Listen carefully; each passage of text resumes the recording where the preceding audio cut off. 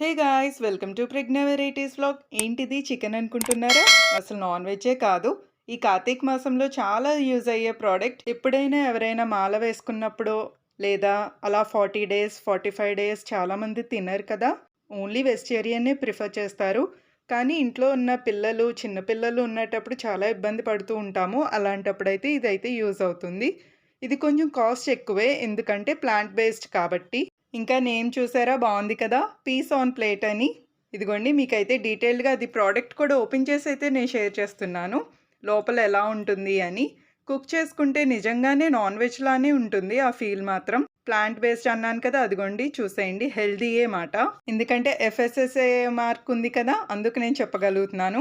ఇదిగోండి, లోపల ఓపెన్ చేస్తే అయితే ఇలా ఉంటుంది. కుక్ చేసుకుంటే నిజంగానే ఆ ఫీలే వస్తుంది, నాన్ వెజ్ తిన్నట్టుగానే. పిల్లలకైతే ఏ ఇబ్బంది ఉండదు, ఎందుకంటే మేము కుక్ చేసి చూసాము, అందుకే చెప్తున్నాను. ఈ వీడియో చాలా మందికి యూజ్ అవుతుంది అనుకుంటున్నాను. యూజ్ అవుతే కనుక please like and subscribe Pragna varieties.